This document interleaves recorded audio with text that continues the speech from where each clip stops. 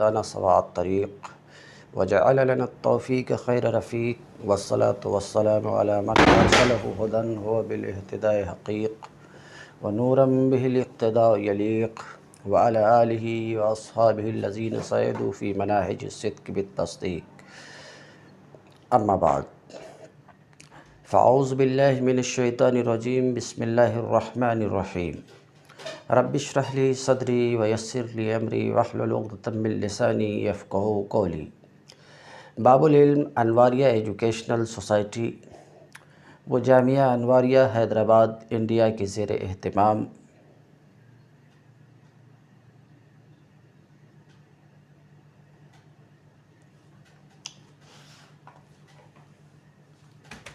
اہتمام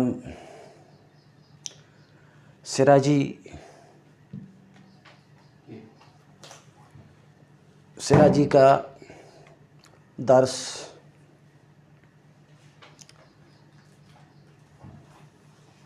جاری ہے۔ سراجی کا درس جاری ہے۔ آج کا درس ہمارا درس ہے اصحاب فرائض کے بارے میں۔ اصحاب فرائض کا بیان ہے۔ باب معرفت الفروض و مستحقیہا۔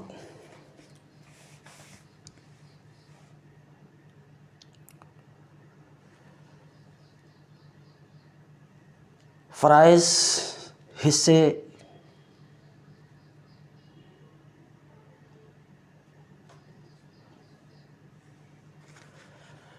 اور اس کے حقداروں کی معرفت کا باب، یعنی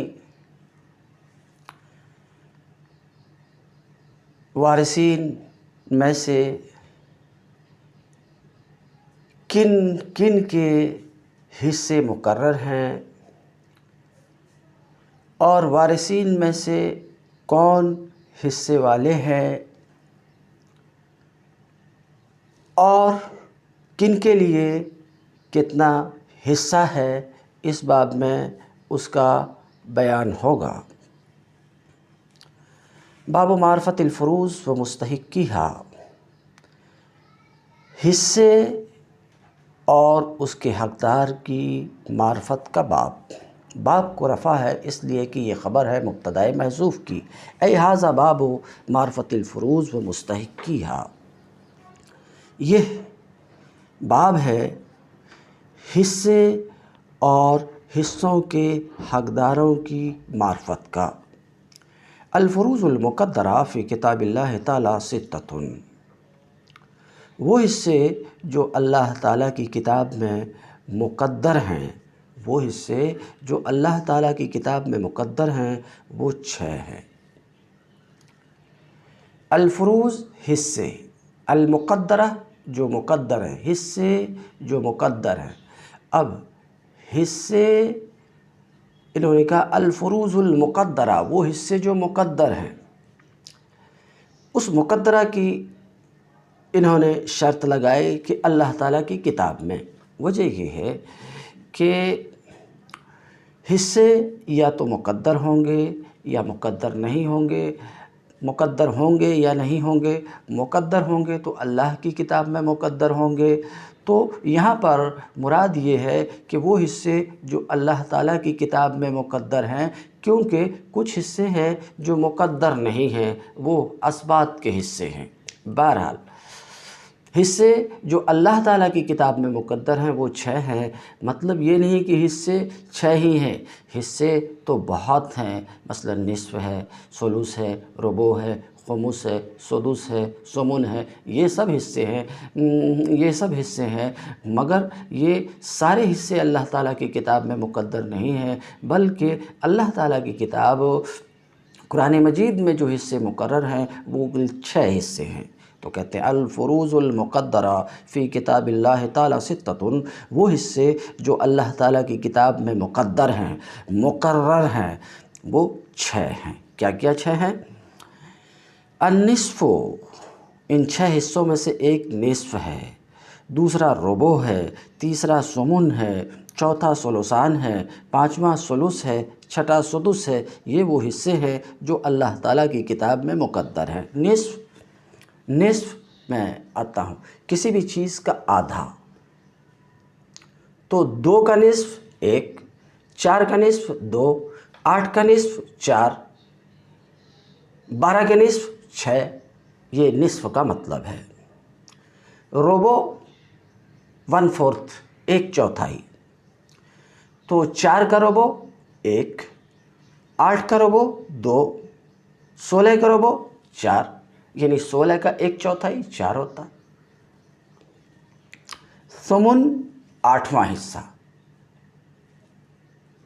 تو 8 کا ثمن 1 ہوگا، یعنی ایک جائیداد کے ہم نے 8 حصہ کیا مثال کے طور پہ، اور کسی ایک وارث کے لیے ثمن ہے یعنی 8واں حصہ، تو 8 میں سے 1 اس وارث کو ملے گا۔ 16 ہے مثلا، ایک جائیداد کے 16 حصے ہوئی اور ایک وارث کے لیے ثمن ہے، تو 16 کا ثمن 2 ہوتا ہے۔ علی ھذا القیاس باقی کو بھی سمجھ سکتے ہیں، پھر بھی اشارہ کر دیتا ہوں۔ انہی حصوں میں سے جو اللہ کی کتاب میں مقدر ہیں، ایک ثلثان ہے۔ ثلث کا مطلب 1/3، ثلثان کا مطلب 2/3۔ مثلا کسی ایک وارث کے لیے فرض کیجئے کہ میت کی 2 بیٹیاں ہیں اور کوئی نہیں ہے، تو ایسی صورت میں یہ مسئلہ 3 سے بنے گا۔ 2 بیٹیوں کے لیے 2 ثلث ہیں، ابھی آیت میں پیش کروں گا، پھر سے ایک بار اس کی طرف پلٹوں گا۔ تو 2 بیٹیاں ہیں مثال کے طور پہ اور کوئی وارث نہیں ہے، تو 2 بیٹیوں کے لیے 2 ثلث ہے۔ 2 ثلث کا مطلب اس کی جائیداد کے 3 حصے ہوں گے، 3 حصوں میں سے 2 ثلث 2/3 یعنی 2 بیٹیوں کے لیے ہوں گے، تو 2 ثلث، 3 کا 2 ثلث 2 ہوا، 6 کا 2 ثلث 4 ہوگا۔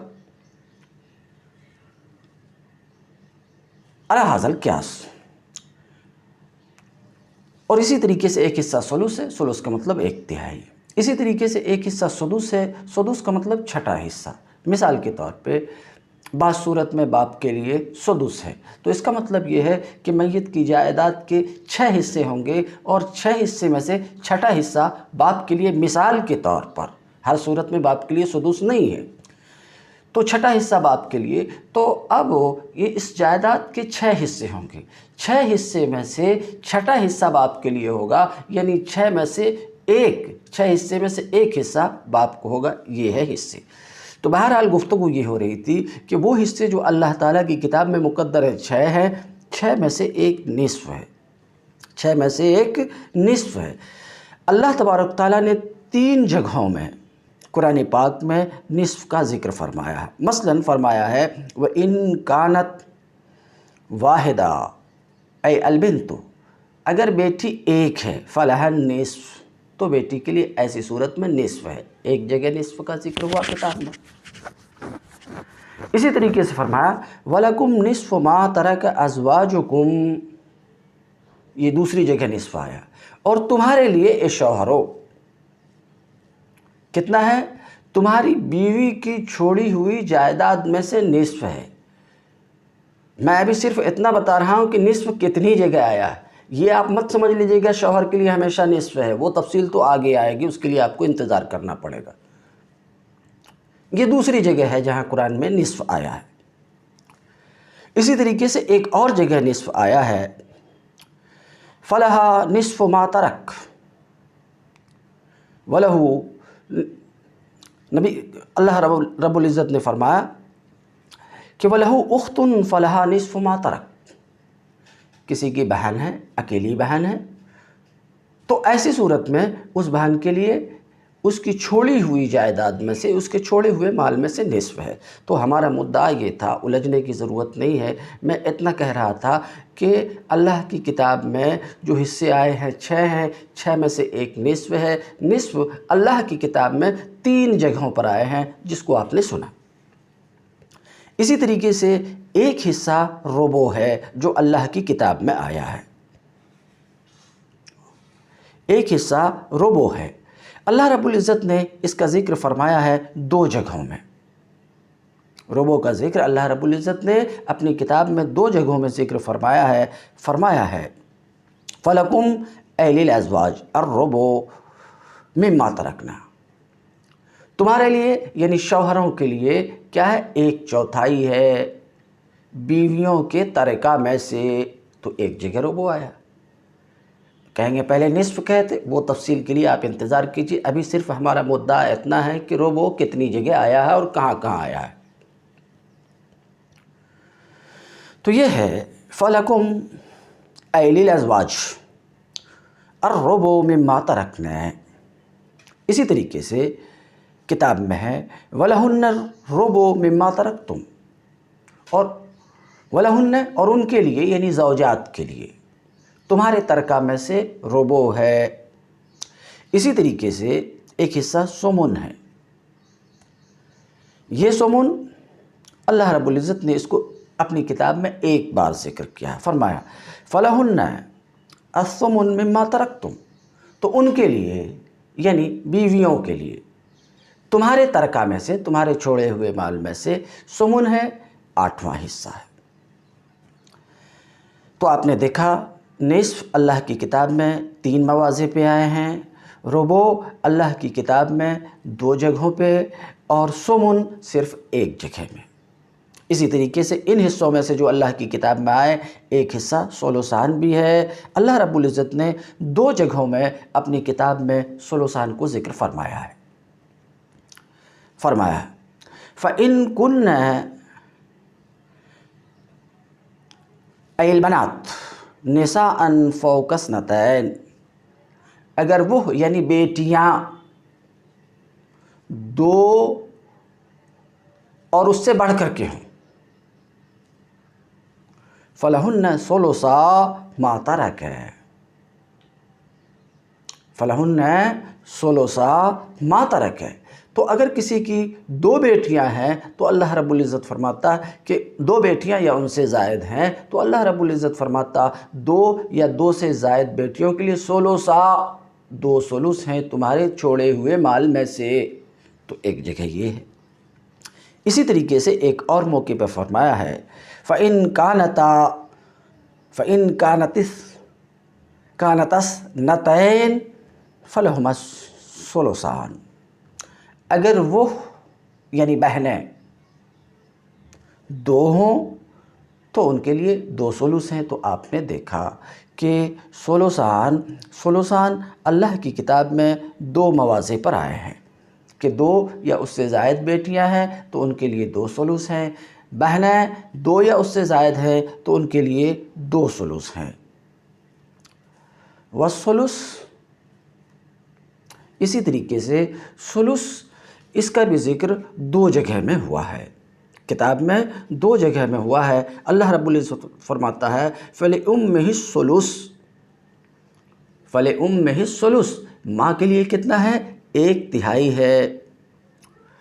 فَإِن كَانُوا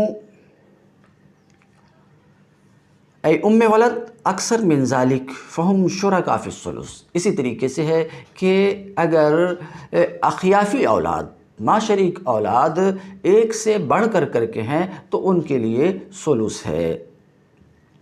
تو آپ نے دیکھا کہ ثلث بھی اللہ کی کتاب میں 2 جگہوں میں ثلث کا ذکر ہے کہ ایک صورت میں ماں کے لیے ثلث ہے، ایک صورت میں اولاد یعنی اخیافی بھائی بہن اگر 1 سے بڑھ کر کے ہیں تو ان کے لیے ثلث ہے۔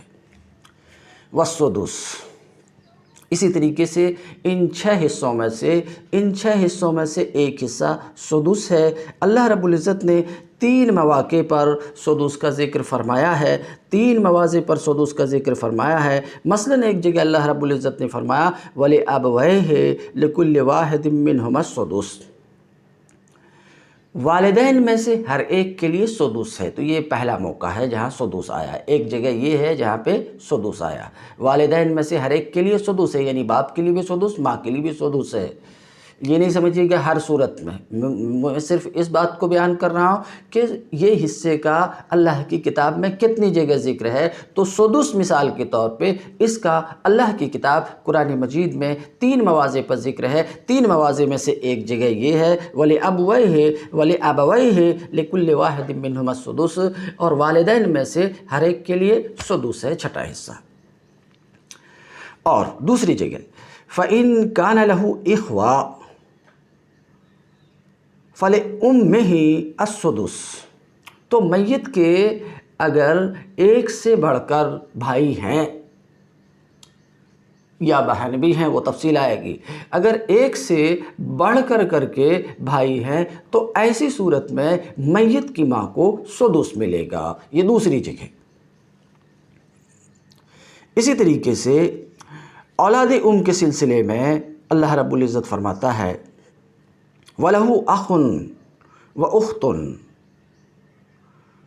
فَلِكُلِّ وَاحِدٍ مِّنْهُمَا السُّدُسُ، اگر میت کی اولاد ہے تو ہر ایک کے لیے سدس ہے۔ تو آپ نے دیکھا کہ یہ 6 حصے جن کا ذکر ہوا، نصف، ربع، ثمن، ثلثان، ثلث، سدس، اللہ کی کتاب میں کون حصہ کتنی جگہ آیا یہ میں یہاں پر واضح کر دیا۔ اب یہ حصے آتے رہیں گے تو ہر جگہ میں اس کو بیان نہیں کروں گا، نفس حصے کو بتا دوں گا اور یہ بتا دوں گا کہ یہ حصہ فلاں کے لیے ہے، اس کی دلیل یہ آیت ہے، یہ آیت ہے۔ بار بار میں اسے بیان نہیں کروں گا، آپ یہاں سے ہی اسے محفوظ کر لیں، یاد کر لیں کہ یہ حصہ قرآن پاک میں اتنی جگہ ہے، یہ حصہ قرآن پاک میں اتنی جگہ ہے۔ التضعیف و تنصیف، یہ جو 6 حصے اللہ کی کتاب میں آئے ہیں، ان حصوں کے درمیان آپس میں تضعیف اور تنصیف کی نسبت ہے، علاقہ ہے، تعلق ہے۔ تضعیف دوگنا، تنصیف آدھا۔ اب اسے سمجھنے کے لیے آپ ایک بار پھر سے آپ کو حصے پر نظر دیکھ، نصف، ربع، ثمن، باقی کو میں بعد میں لوں گا۔ دیکھیے نصف یہ ربع کا دوگنا ہے، نصف ربع کا دوگنا ہے۔ آگے چلیے، ربع یہ ثمن کا دوگنا ہے۔ اتنا آپ نے دیکھ لیا۔ کیا کام ہے؟ نصف ربع کا دوگنا ہے۔ مثلا ایک جائیداد کے 4 حصے آپ نے کیا، ایک وارث کے لیے نصف ہے مثال کے طور پہ، ایک دوسرے وارث کے لیے ربع ہے۔ مسئلہ بنے گا، یعنی جائیداد کے اس کے 4 حصے ہوں گے، 4 حصوں میں سے جس کے لیے نصف ہے اس کو 2 ملے گا، جس کے لیے ربع ہے اس کو 1 ملے گا۔ دیکھ لیجئے کہ 2 1 کا دوگنا ہے، تو نصف ربع کا دوگنا ہے۔ اب اسے پیچھے رکھیے، ربع اور ثمن میں دیکھ لیجئے۔ ایک مسئلہ، ایک جائیداد کے 8 حصے کیے، ایک کے لیے ربع ہے، ایک کے لیے ثمن ہے مثال کے طور پر، ایک کے لیے ربع ہے اور ایک کے لیے ثمن ہے۔ دیکھ لیجئے 8 سے آپ نے مسئلہ بنایا، جن کے لیے ربع ہے اس کو 2 ملے گا کیونکہ 8 کا ربع 2 ہوتا، جن کے لیے ثمن ہے اس کو 1 ملے گا، 2 اور 1 2، یہ 1 کا دوگنا ہے۔ تو یہ ابھی آپ نے دیکھا کہ نصف، ربع اور ثمن، ان کے درمیان نسبت ان حصوں میں کیسا؟ تضعیف کا۔ ادھر سے چلے، نصف دوگنا ہے ربع کا اور ربع دوگنا ہے ثمن کا، آپ نے یہ دیکھ لیا۔ اب اگر ادھر سے پلٹ کر کے چلیے تو تنصیف کا علاقہ ہے۔ کیا تنصیف کا؟ ثمن، ربع، نصف۔ ثمن یہ آدھا ہے ربع کا، ربع خود آدھا ہے نصف کا۔ بات آپ سمجھ چکے ہوں گے۔ یہی حال آگے کے جو حصے ہیں، ثلثان، ثلث اور سدس، ان کے درمیان بھی تضعیف اور تنصیف کی نسبت ہے۔ کیا؟ دیکھ لیجئے، ثلثان یہ دوگنا ہے ثلث کا۔ مثلا ایک مسئلہ 3 سے بنا، ایک وارث کے لیے مثال کے طور پہ 2 ثلث ہے، ایک کے لیے 1 ثلث ہے، تو جس کے لیے 2 ثلث ہے 3 میں سے 2 ملے گا، جس کے لیے 1 ثلث ہے اس کو 3 میں سے 1 ملے گا، اور 2 1 کا دوگنا ہے۔ تو یہ آپ نے دیکھ لیا کہ ثلثان ثلث کا دوگنا۔ آگے بڑھیے، ثلث اور سدس۔ ثلث کا مطلب تیسرا حصہ، سدس کا مطلب چھٹا حصہ۔ یہ ثلث یہ دو گنا ہے سدس کا۔ مثلاً ایک مسئلہ 6 سے بنا، کسی ایک کے لیے سدس ہے، کسی ایک کے لیے سدس ہے، جس کے لیے سدس ہے اس کو 6 میں سے 1 ملے گا، جس کے لیے ثلث ہے اس کو 6 میں سے 2 ملے گا، اور 2 یہ دو گنا ہے 1 کا۔ تو دیکھا آپ نے یہ 3 حصے میں بھی کیا حل ہے، ثلثان دو گنا ہے ثلث کا، ثلث دو گنا ہے سدس کا، تو تضعیف کی نسبت ہے۔ اب ادھر سے آئیے تو تنصیف کی نسبت ہے، کیا سدس آدھا ہے ثلث کا، اسی پر آپ سمجھ لیجئے، ثلث یہ آدھا ہے ثلثان کا۔ تو اللہ کی کتاب میں جو 6 حصے آئے ہیں، ان حصوں کے درمیان آپس میں جو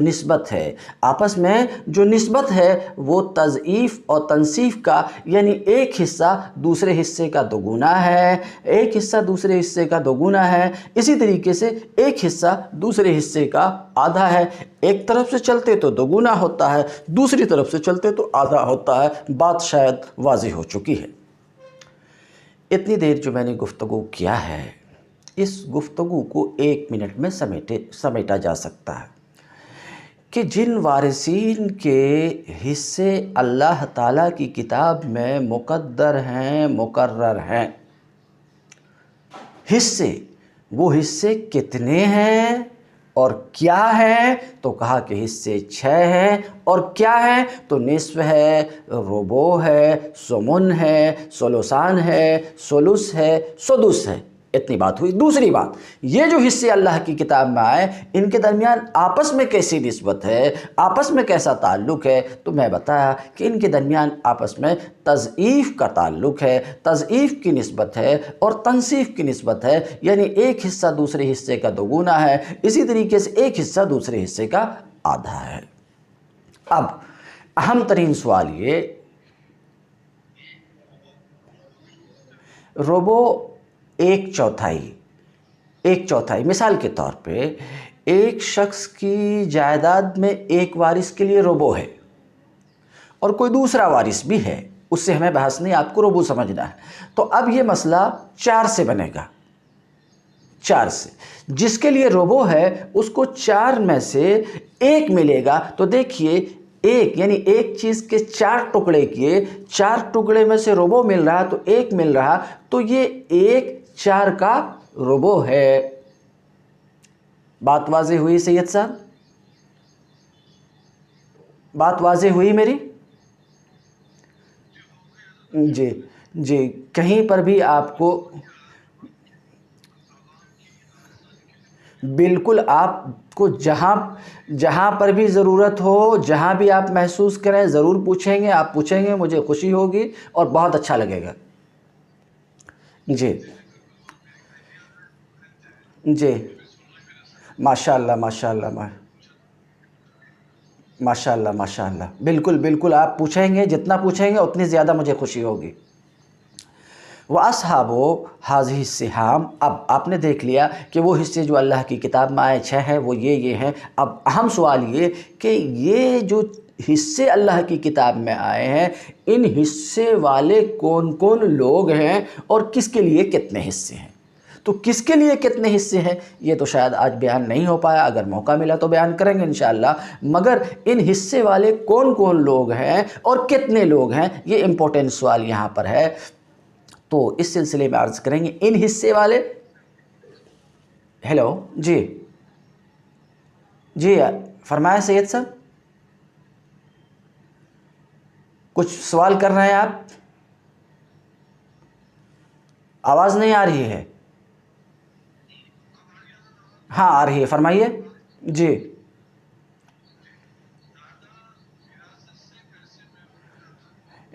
اس کے لیے تھوڑا سا آپ کو تھوڑا سا انتظار کرنا پڑے گا، مگر آپ سوال کیے تو جواب دے دیتا ہوں۔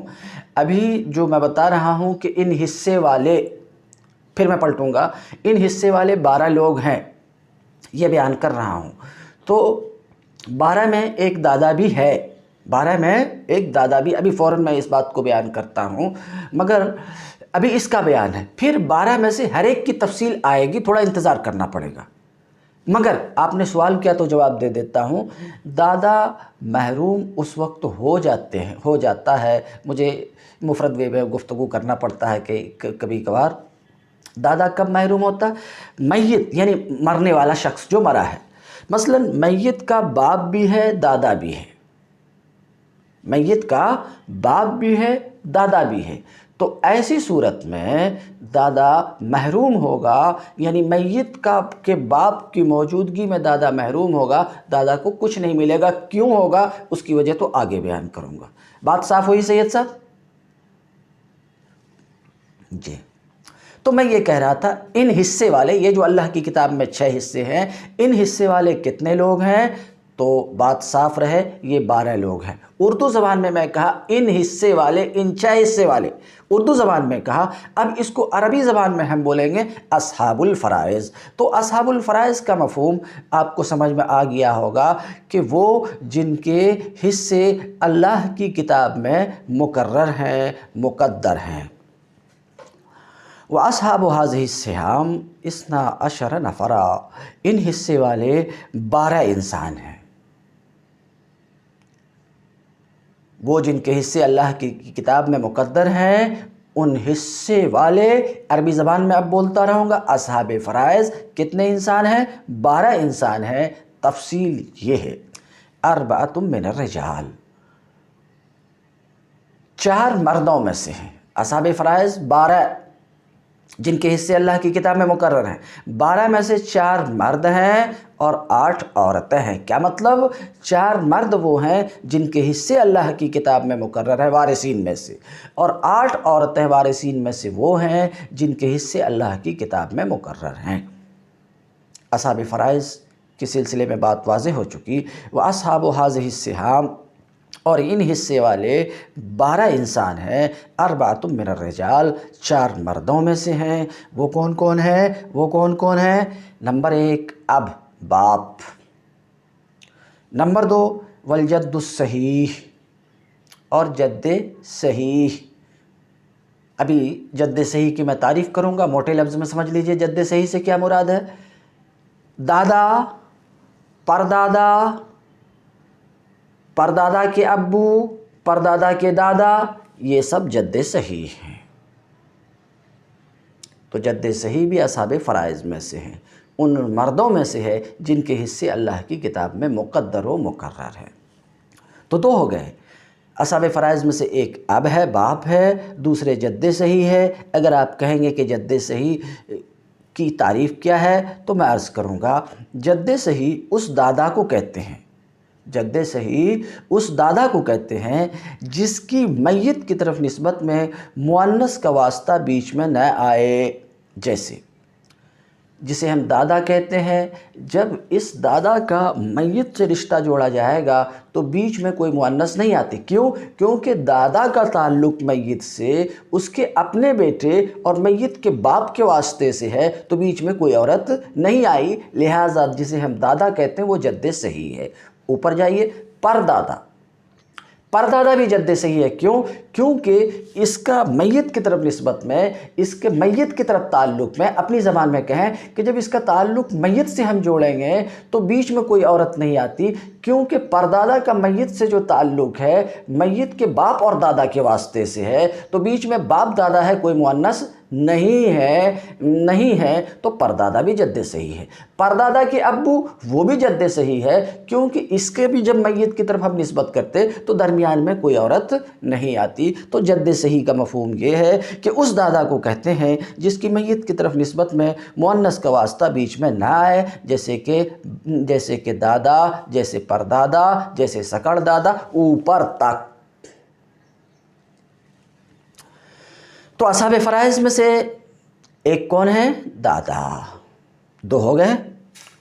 جد صحیح ہوا ابو الاب، جد صحیح کون ہے؟ وہ ابو کے ابو، باپ کے باپ، ان علا، اگرچہ اوپر تک ہو، اوپر تک یعنی دادا، پردادا، سکڑ دادا، اس کے اوپر بھی چلے جائیے، وہ سب جد صحیح میں داخل ہیں۔ 2 ہو گئے۔ والاخل اور اخیافی بھائی۔ کیا کام ہے؟ اخیافی بھائی، ماں شریک بھائی۔ ماں شریک بھائی کیا مطلب؟ ایسا بھائی کہ اس کا اور اس کے بھائی کی ماں ایک ہے، باپ ایک نہیں ہے، تو اسے ہم ماں شریک بھائی بول رہے ہیں۔ اور اردو زبان میں اتنا لمبا چوڑا کرنے کی جگہ اخیافی بھائی بولتے ہیں۔ تو اب اگر میں اخیافی بھائی بولوں تو آپ سمجھیں گے ماں شریک بھائی، یعنی دونوں کی ماں ایک ہے، باپ ایک نہیں ہے۔ تو اخیافی بھائی بھی اصحاب فرائض میں سے ہے۔ 3 ہو گئے۔ والزوج، اور چوتھا مرد کون ہے؟ شوہر۔ شوہر یہ بھی اصحاب فرائض میں سے ہیں۔ تو دیکھا آپ نے کہ اصحاب فرائض میں 4 مرد ہیں، اصحاب فرائض میں 4 مرد ہیں، نمبر 1۔ اب نمبر 2 جد صحیح جسے دادا پر دادا بول سکتے ہیں، نمبر 3 اخیافی بھائی، نمبر 4 زوج یعنی شوہر۔ یہ 4 وہ لوگ ہیں جن کے جن کے حصے اللہ تعالیٰ کی کتاب میں مقدر ہیں، مقرر ہیں۔ بچ گئے 8، تو 8 عورتیں ہیں جن کے حصے اللہ تعالیٰ جی سوتیلے کا مطلب؟ ہاں، سوتیلے کا مطلب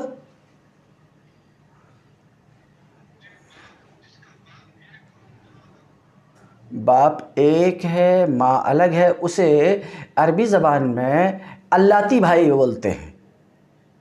اللاتی بھائی بولتے ہیں۔ ان کا حصہ تو مقرر نہیں ہے، ان کا حصہ مقرر نہیں ہے، اصحاب فرائض میں سے نہیں ہے، یعنی ان کے حصے کا اللہ کی کتاب میں ذکر نہیں ہے، مگر اس سے آپ یہ نہیں سمجھیے گا کہ وہ وارث نہیں ہوتا، یہ نہیں سمجھیے گا کہ وارث نہیں ہوتا۔ کئی مرتبہ جن کے حصے مقرر نہیں ہیں، ذہن میں رکھیے، جن کے حصے مقرر نہیں ہیں وہ ان لوگوں سے زیادہ پا لیتے ہیں جن کے حصے مقرر ہیں۔ تو سوتیلا بھائی یعنی اللاتی بھائی، اس کا حصہ تو مقرر نہیں، مگر یہ کئی بار اسباب بنتا ہے۔ ابھی اسباب میں آگے بیان کرتا ہوں، پیچھے بھی بیان کر چکا ہوں، اسباب بنتا ہے، اسباب بنا، مثال کے طور پہ مرنے والا مرا اور اپنے پیچھے صرف اللاتی بھائی جس کو سوتیلا بھائی آپ کہہ رہے ہیں اس کو چھوڑا، پوری جائیداد کا اکیلے وہی مالک ہو جائے گا۔ یا مثال کے طور پہ مرنے والا مرا، اپنے اللاتی بھائی کو چھوڑا اور اخیافی بھائی کو چھوڑا، ایک اخیافی بھائی، تو ایک اخیافی بھائی اس کی جائیداد میں سے صرف 1/6 پائے گا، چھٹا حصہ پائے گا، باقی جتنی جائیداد بچی یعنی 5 حصہ جو بچا وہ سب اللاتی کو مل جائے گا۔ بات واضح ہے ہماری سید صاحب؟ جی۔ 8 عورتیں ہیں، وَثَمَانٌ مِّنَ النِّسَاء، 8 عورتیں ہیں جن کے حصے اللہ کی کتاب میں مقرر ہیں۔ وہ کون کون ہیں؟ نمبر 1 زوجہ، بیوی کا بھی حصہ اللہ کی کتاب میں مقدر ہے، جس کو میں پیچھے آیت میں بیان کر چکا ہوں، تفصیل آگے آئے گی، تھوڑا انتظار کرنا پڑے گا۔ ابھی میں صرف گنتی گن رہا ہوں کہ 12 کون کون لوگ ہیں، تفصیل آگے آئے گی۔ وَثَمَانٌ مِّنَ النِّسَاء، اصحاب فرائض میں سے 8 عورتیں ہیں۔ نمبر 1 زوجہ، بیوی، نمبر 2 یعنی بیوی کا حصہ اللہ کی کتاب میں مقدر ہے، نمبر 2 بیٹی، والبنت، بیٹی، اس کا حصہ بھی اللہ کی کتاب میں مقدر ہے، یہ بھی اصحاب فرائض میں سے۔ نمبر 3 بنت الابن، پوتی، اس کا بھی حصہ اللہ کی کتاب میں مقدر ہے۔ وَإِن سَفَلَتْ، اگرچہ نیچے تک، یعنی پوتی اصحاب فرائض میں سے، اسی طریقے سے پڑ پوتی یہ بھی اصحاب فرائض میں سے، اسی طریقے سے سکڑ پوتی یہ بھی اصحاب فرائض، اسی طریقے سے اور نیچے چلی جائے تو یہ بھی اصحاب فرائض میں سے، ان کا حصہ بھی اللہ تعالیٰ کی کتاب میں مقدر ہے۔ وَالْأُخْتُ لِأَبٍ وَأُمٍّ، اسی طریقے سے عینی بہن، یعنی ایسی بہن جو باپ ماں دونوں میں شریک ہیں، جس کو ہمارے عرف میں حقیقی بہن لوگ بول دیتے ہیں، تو اس کا حصہ بھی اللہ تعالیٰ کی کتاب میں مقدر ہے۔ تو بار بار میں عینی بہن بولوں گا، عینی بہن کا مطلب یہ ہے کہ دونوں کے باپ بھی ایک ہیں، دونوں کی ماں بھی ایک ہے۔ عینی بہن، کبھی کبھی اسی کی تعبیر میں حقیقی بہن سے کروں تو آپ سمجھیے گا کہ جب یہ حقیقی بہن بول رہے ہیں تو اس سے مراد عینی بہن لے رہے ہیں، ورنہ حقیقی بہن، اللاتی بہن بھی حقیقی بہن ہی ہیں۔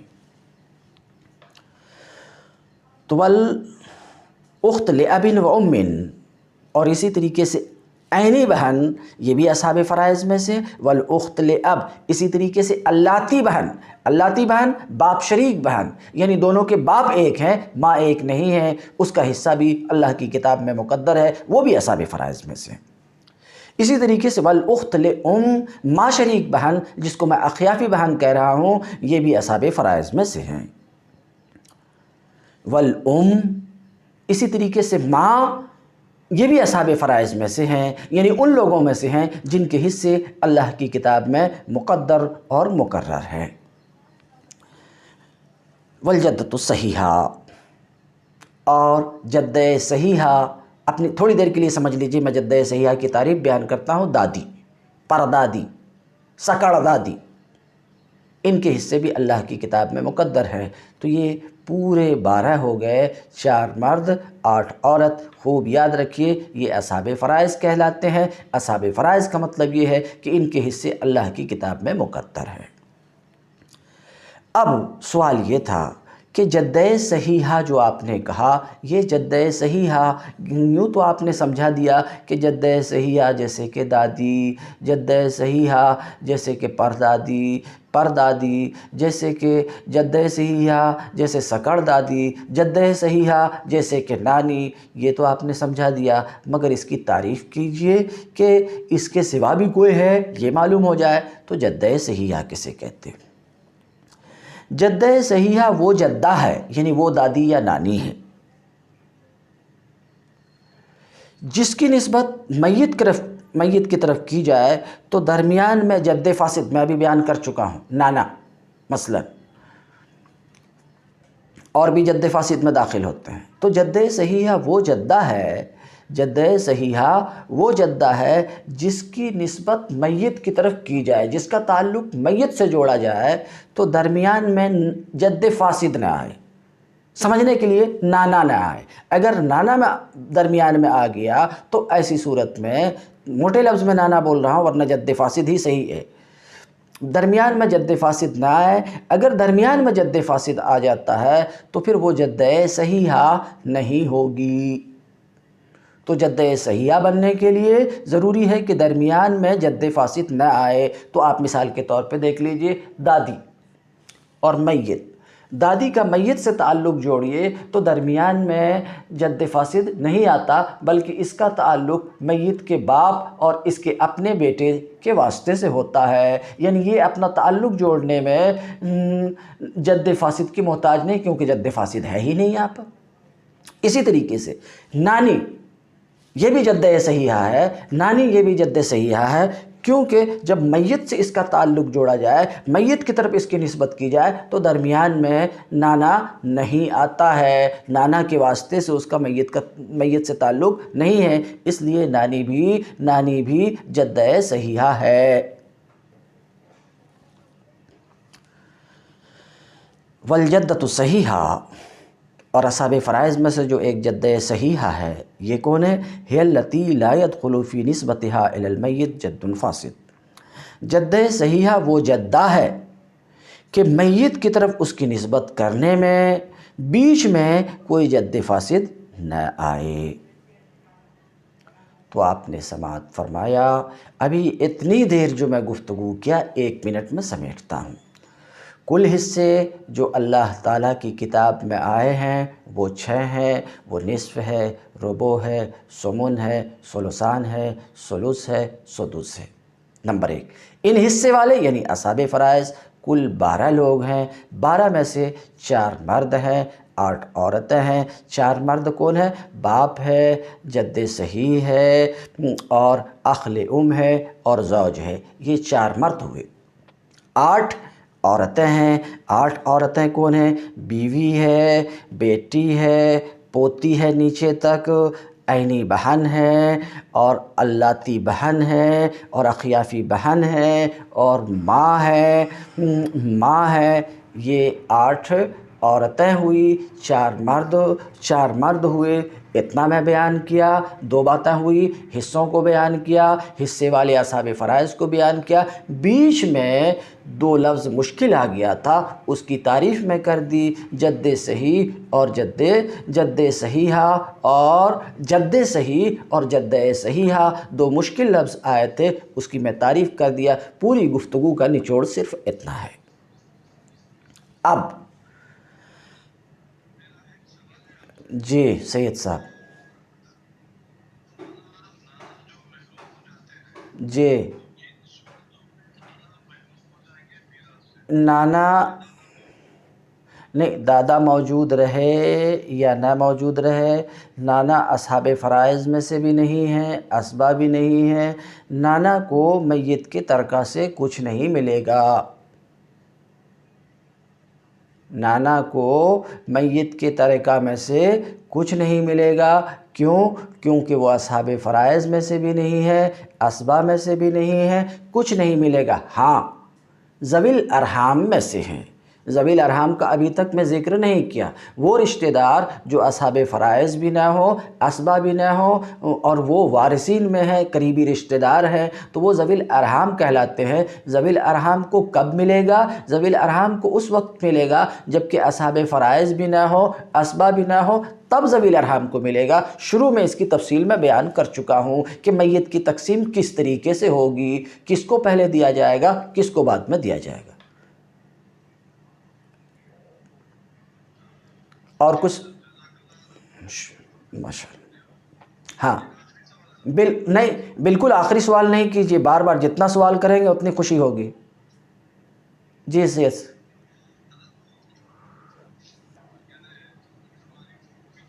جی جی، ہاں ہاں ہاں،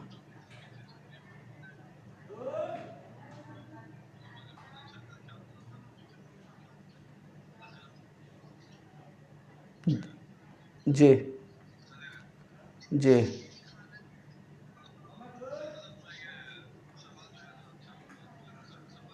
جی جی،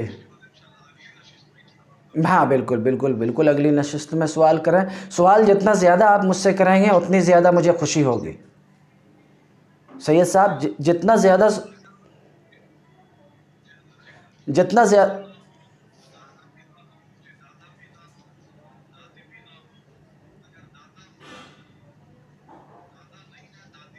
جی جی جی جی جی جی جی جی جی جی جی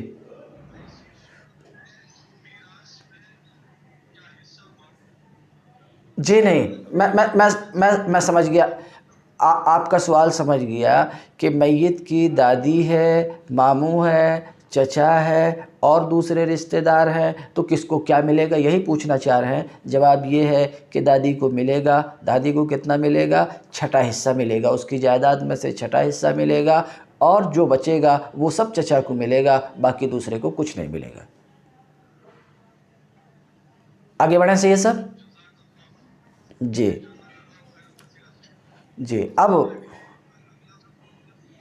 جی 5 منٹ اور سید صاحب، صرف 5 منٹ، صرف 5 منٹ۔ ہاں تو ابھی آپ نے دیکھا بیچ میں کچھ سوالات تھے، ہمارے سید صاحب سوال کر رہے تھے اور میں ان کے سوال کو سن رہا تھا اور جواب دینے کی کوشش کر رہا تھا، اور جواب الحمدللہ میں دیا بھی، اس وجہ سے ذرا وقفہ ہو گیا، لیکن بات یہ چل رہی تھی کہ اصحاب فرائض کتنے ہیں اور وہ کون کون ہیں، تو یہ تفصیل گزر گئی کہ اصحاب فرائض کل 12 لوگ ہیں، اصحاب فرائض کل 12 لوگ ہیں، اور 12 لوگ میں وہ فلاں فلاں ہیں، مثلا باپ ہے، دادا ہے، فلاں ہے، فلاں ہے، یہ گفتگو چل رہی تھی۔ مگر سوال یہ ہوتا ہے کہ آپ نے کہا کہ باپ اصحاب فرائض میں سے، تو اب باپ کے لیے کیا حصہ ہے اللہ کی کتاب میں، باپ کو کتنا ملے گا، یہ ایک سوال ہے۔ تو آپ کا جو یہ سوال ہے کہ باپ کے لیے کتنا حصہ ہے، کتنا ملے گا، آپ ایسا سوال کر رہے ہیں، ایک لفظ میں اس کا جواب نہیں دے سکتا، یہ جواب تفصیل کو چاہتا ہے، یہ جواب تفصیل کو چاہتا ہے۔ تفصیل وہ یہ ہے کہ دیکھیے باپ کے 3 حالات ہیں، میت کے باپ کی کتنے حالات ہیں، 3 حالت ہے۔ ایسی حالت ہے تو باپ کے لیے یہ ہے، ایسی حالت ہے تو باپ کے لیے یہ ہے، ایسی حالت ہے تو باپ کے لیے یہ ہے۔ بہرحال 3 حالات ہیں، یعنی کبھی باپ کو اتنا ملے گا، کبھی اتنا ملے گا، کبھی اتنا ملے گا۔ یہ ہے آپ کے سوال کا جواب کہ باپ کو کتنا ملے گا۔ بات ہماری شاید واضح ہو چکی ہوگی آپ کے اس سوال کے جواب میں کہ باپ کے لیے آپ کہہ رہے ہیں اللہ کی کتاب میں حصہ مقرر ہے، کتنا حصہ ہے بتائیے۔ تو میں جواب دیا ایک لفظ میں نہیں بتا سکتا ہوں، تفصیل ہے۔ باپ کے 3 حالات ہیں، کبھی باپ کو سدس ملے گا، کبھی باپ کو سدس یعنی چھٹا حصہ ملے گا، کبھی چھٹا حصہ ملے گا اور بقیہ حصہ ملے گا، اور کبھی باپ کو پوری جائیداد ہی مل جائے گی۔ اب آپ سوال کریں گے کہ کب چھٹا حصہ ملے گا، کب چھٹا حصہ اور بچا ہوا ملے گا، کب پورا ملے گا، تو اس تفصیل کے لیے میں عرض کر دیتا ہوں کہ اگر میت کا باپ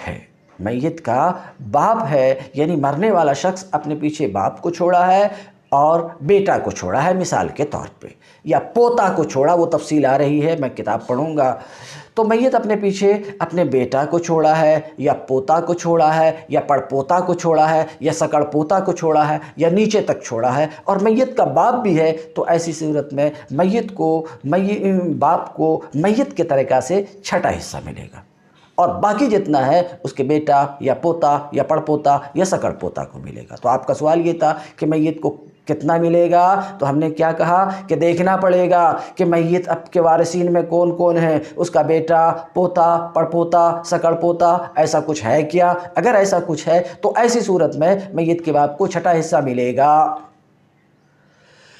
اور اگر ایک بات ختم ہو گئی، دوسری شروع کر رہا ہوں، اور اگر میت کی بیٹی ہے یا پوتی ہے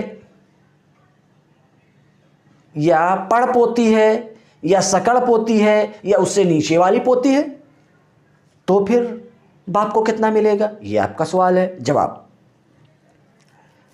دیکھیے، بیٹی پوتی کا حصہ اللہ تعالیٰ کی کتاب میں مقدر ہے، ان کو ان کا حصہ دے دیا جائے گا۔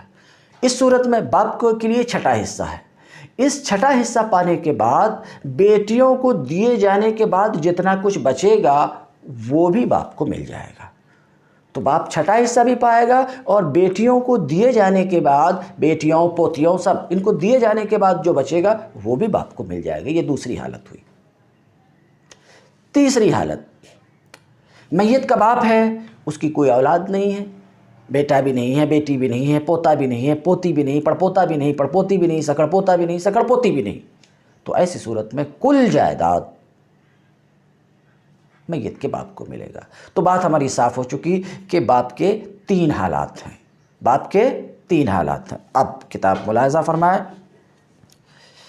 12 لوگوں کا شمار ہو چکا، اب ان سب کے حالات بیان کیے جا رہے ہیں۔ میں باپ کی حالت بیان کیا، اب باقی سب کو اسی پر قیاس کیجئے گا۔ ایک میں سمجھا دیا اچھے سے کہ مسئلہ کیا ہے، باپ کو کتنا ملے گا، آپ کا سوال تو ایسے کہیں گے دادا کو کتنا ملے گا، شوہر کو کتنا ملے گا، اخیافی بھائی کو کتنا ملے گا، بیٹی کو کتنا ملے گا، پوتی کو کتنا ملے گا۔ بار بار میں اس چیز کو بیان نہیں کروں گا، بلکہ صرف اتنا بتاتے جاؤں گا باپ کے اتنے حالات ہیں، یعنی اس حال میں اتنا ملے گا، اس حال میں اتنا ملے گا، اس حال میں اتنا ملے گا۔ بیٹی کے اتنے حالات ہیں، یعنی اس حال میں بیٹی کو اتنا ملے گا، اس حال میں بیٹی کو اتنا ملے گا۔ تو اب میں یہ تفصیل میں نہیں جاؤں گا، صرف حالات بتاؤں گا کہ باپ کے لیے اتنے حالات ہیں، جد کے لیے اتنے حالات ہیں، حقیقی بہن کے لیے اتنے حالات ہیں، اللہ تی بہن کے لیے اتنے حالات ہیں۔ اتنا بیان کروں گا، وہ تفصیل میں نہیں جاؤں گا، ایک بار میں تفصیل سے بیان کر دیا تاکہ مسئلہ صاف ہو جائے۔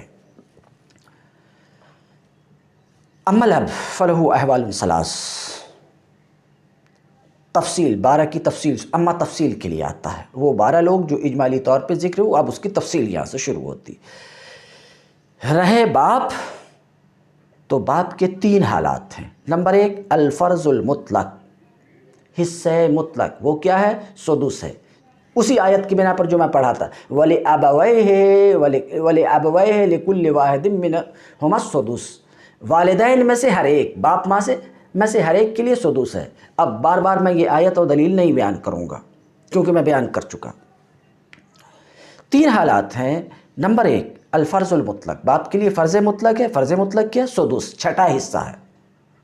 اب آپ پوچھیں گے باپ کو چھٹا حصہ کب ملے گا؟ جواب اشارے دیتے ہیں، ذالک مع الابن، یعنی باپ کو چھٹا حصہ کب ملے گا؟ جب کہ میت کا بیٹا ہے، پوتا ہے، پڑپوتا ہے، آخر تک ایسا کچھ بھی ہے تو ایسی صورت میں باپ کو چھٹا حصہ ملے گا۔ وذالک مع الابن و ابن الابن، اور باپ کے لیے سدس کب ہوگا؟ بیٹے کے ساتھ، پوتے کے ساتھ، نیچے تک۔ نیچے تک کا مطلب میں سمجھا چکا۔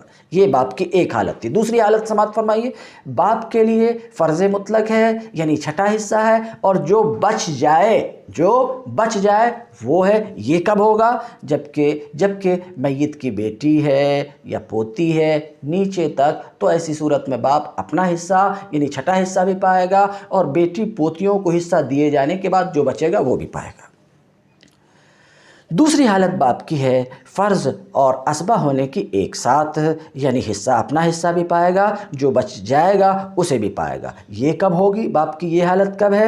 میت کی بیٹی کے ساتھ، پوتی کے ساتھ، نیچے تک۔ یہ 2 حالتیں ہوئی۔